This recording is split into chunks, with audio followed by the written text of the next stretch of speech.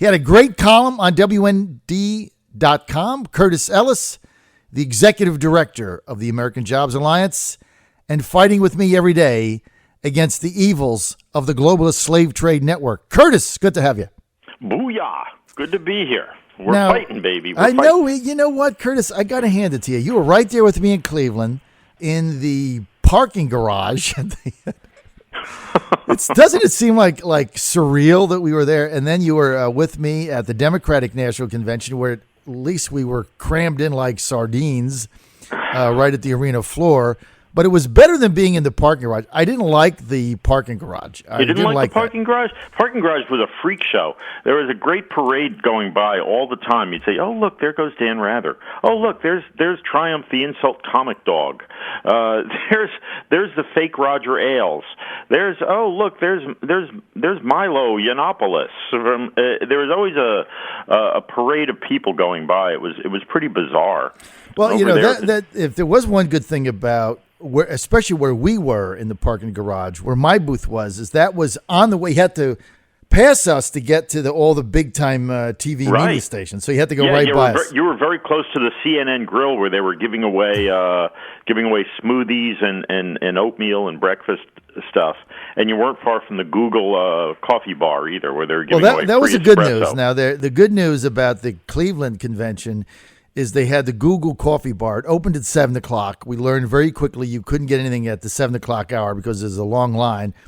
But if I could hang on till the 7:30 break, you got free coffee, you got Danish.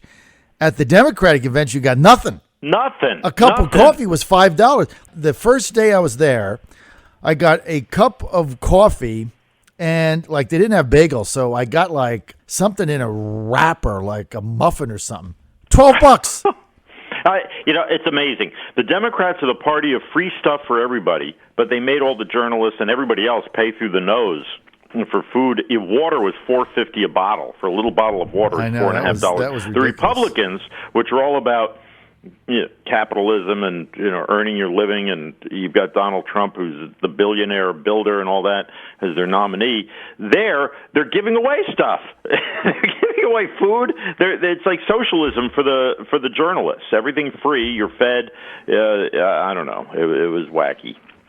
Anyway, look, Curtis, you had a great piece on WND.com, and I do want to get to that today. But what dominated Sunday, every time I turned the TV on, every single time, and maybe it was happenstance, every time I hit a button and turned the baseball games off and just turned on any news, this guy, Mr. Khan, was speaking. They must have played it 90 million times over and over and over, saying that it was like the best 7 minutes in the history of America. Yeah, right. And now all the Republicans jumping on Trump. I mean, I went through Trump's transcript. I saw the interview. What the hell are they talking about? What did he do? Exactly. I don't understand this. Here's this guy, God bless him and his wife and his son. Son's a hero. I really feel for them losing their son. I imagine his son volunteered to join the Army because we don't have a draft anymore. Right. He lost his. He did not lose his life. His life was taken from him by radical Islamic terrorists. Right. Mm-hmm. His son was killed battling radical Islamic terrorists. So the father and mother decided to go to the Democratic National Convention and attack Donald Trump. Not radical Islamic terrorists. They attacked Donald Trump, and specifically, they attacked Donald Trump for saying he doesn't want radical Islamic terrorists to come into this country, and he's willing to screen all immigrants coming into this country to prevent radical Islamic terrorists from coming into this country and killing more Americans like the Khan's son. So I don't quite understand their thinking. The very people Donald Trump wants to keep out of this country, the very people who killed their son, but they decide to attack Donald Trump, not the people who killed their son. Okay, great. They decide they want to do it. We know Donald Trump, and we know politics. If you attack Godzilla, Godzilla will breathe fire on you. Okay? We know that. Donald Trump is Godzilla. You attack this man, he will attack you 10 times harder than you attacked him. So now they're crying, oh, he's attacking me. It's not fair. Well, folks, this is the way the game is played. You knew that before. Question I have, why did the Democrats put these people up there? What was their... They did not have a panel of parents who lost their children fighting. Okay? I guess for the Democrats to honor your sacrifice on the battlefield, you have to be Muslim. I didn't see any Jewish parents up there talking about their son was killed by Islamic terrorists in Afghanistan or Iraq. I didn't see any Christian parents up there whose kids were killed by, you either have to be a transgender or a Muslim or something like that. Then you deserve to be honored by the Democrats for your service in the military. That's the way it seems to me. Now, the media, of course, they take the bait. They're the Pravda arm. If the Democratic Party is the Politburo of the Soviet Communist Party, the media are dutifully playing the role of Pravda, right? Mm-hmm. They just take their orders from the DNC. And what's the party line today? Okay, let's turn this into a nonstop, endless loop on TV, and that's all we can talk about. We can't chew gum and walk at the same time. You would not know that California is burning. You would not know of 1,000 other things of importance going on in the country and in the world today. All they can talk about is one thing: how do we attack Donald Trump? Because the DNC told us we should attack Donald Trump. Last week it was, the Russian emails. The Russians are hacking the emails. They're working for Donald Trump. Nowhere did they mention, well, if the Russian, by the way, and Donald Trump is asking them to attack, is asking the Russians to hack Hillary's emails. Well, Hillary doesn't have emails anymore, okay? So that's ridiculous. And she had this private server 2 years ago or 4 years ago when she left she hasn't been Secretary of State for 4 years. So the Russians have her emails already. They can't get them now because she deleted them, right? She deleted them, and we have to believe what she says because she's the goddess of truth and honesty. Here's what's happening, Curtis, is what's going to happen the next 100 days is the mainstream media is going to take anything that Trump says and make that the issue rather than any of the actual issues that are affecting America. Right. And I read Trump's transcript on Khan. I read his tweets. I listened to the interview with Stephanopoulos. I really don't understand what everybody's mad at. I mean, he did make the comment. He said, well, it's odd that the mother didn't talk. Now, the inference was that in, I guess, some Muslim traditions, the wife doesn't do a lot of engagement, I guess, with the media or whatever. And I guess they're taking that as some kind of showing disrespect. I mean, probably he shouldn't have said that, right? But the real question is, like when Mr. Khan said, if it had up for Mr. Trump, my son, I wouldn't be here, and either with my son, he wouldn't have died for his country. I mean, my response is, well, if it had been up to Mr. Trump, I don't know if he would have been here, but I tell you who wouldn't have been here. That's the two people that slaughtered 20 people in San Bernardino at a Christmas party. They wouldn't have been here. Where were their families, Curtis? Right. Why weren't they on stage? Right, exactly. No, but they had the mother of Michael Brown, the guy who held up a convenience store, and then, according to the Justice Department's own report, attacked a cop, tried to take the cop's gun, and got shot in the process. Right, his mother was there. His mother gets honored at the Democratic National Convention. But not a single police officer, kids or family who got slain and executed, right? Right. Nothing there. And by the way, you didn't see any uniformed police at the Democratic National Convention. They were told not to come wear their uniforms inside the hall because the Politburo of the DNC knew what would happen. If you had a uniformed cop inside that hall, you would have some of the crazies in the Democratic Party making a scene, and it would be caught on camera, and they could not allow that to be shown on TV. Really? Yeah. I hadn't thought of that.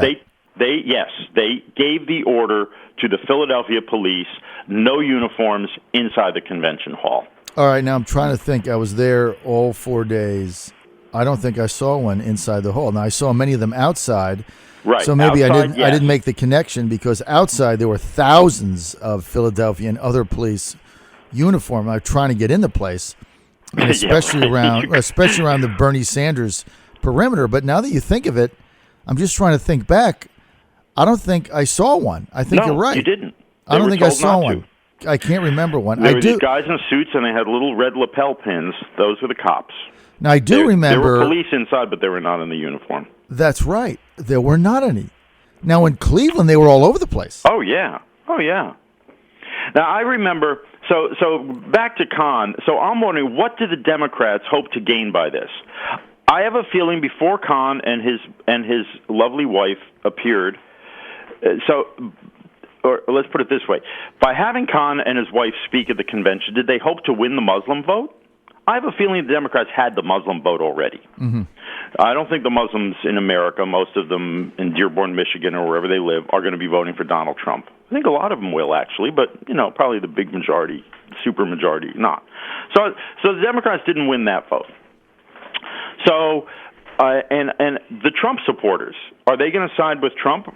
Or are they going to side with Khan? After hearing that speech, that touching speech, and then this media-generated false outrage firestorm, are the Trump supporters now going to say, well, you know what?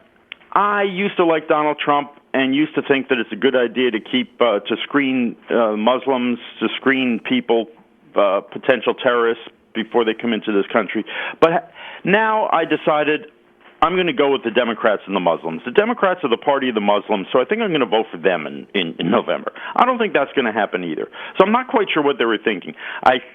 The best I can imagine is if you're trying to bait Donald Trump and provide fodder for the media to do exactly what it's doing, which is creating this crazy, outrageous story about Donald Trump versus the Muslims, which actually I think might drive some voters to Donald Trump. Because people are sick of this endless victim grievance griping that's going on. If you're anything but a white man, you're allowed to get up and complain that you don't have this, you don't have that.